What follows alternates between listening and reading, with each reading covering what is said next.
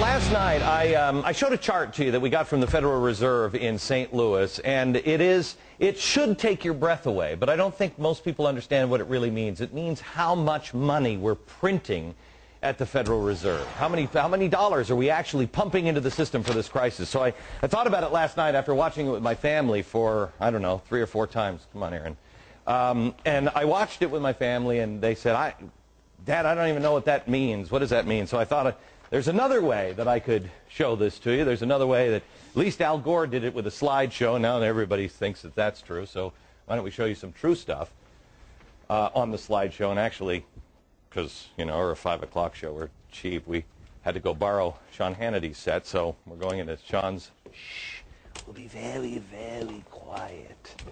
We'll come in here, and this is a chart that I tried to show you last night, but I wanted to blow it up a little bit.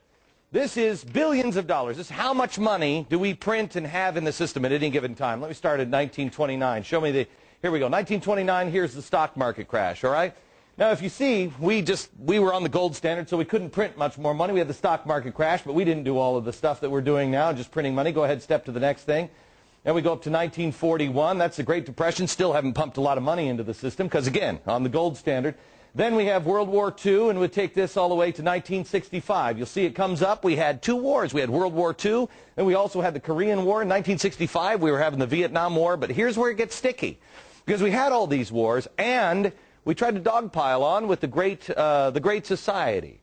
Well, how are we going to pay for all that? Well, 1971, Richard Nixon says, why don't we get rid of the gold standard? So that way, we can just print whatever we want. But we promise the rest of the world, oh, no.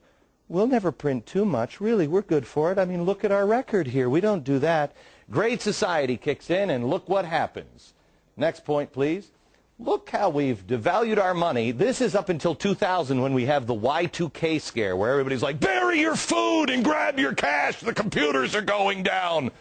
That's why the government put this little spike here. If you see that little spike, goes up because they just dump a lot of cash into it, and then they bring it back in. They pull it back in. But it's difficult to pull things back in, especially when you have a horrible event like 9/11.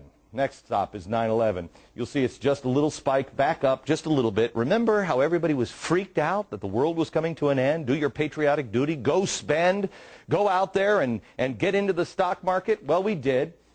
And then this is the kind of spending we get. As you see here, the federal bailout's just about to begin. We're in, let me get into my Al Gore machine. Oh, it's a real inconvenient truth now, isn't it, Al? Look at this hockey stick. This is the hockey stick that Al Gore was talking about with the, you know, the woolly mammoth coming back or whatever the hell he's talking about. Here's where we were in September last year. But then the Treasury decided we need to start printing more money. This hockey stick should take your breath away. This is devaluing our money. You know, Al Gore said, global warming is not a political issue, it's a moral one. Thomas Jefferson said, doing this to our children is immoral. And I agree with him. We have pumped all of this money in and devalued our money. How is it not going to be worthless? This has never, ever been done by anybody ever before. Please share this video with everybody you know, all your friends. Please go to foxnews.com/Glenn Beck. We're going to make this available for you. Pass it on to your friends. This is real trouble. Not in 1,000 years. Perhaps in the next year. Back in a minute.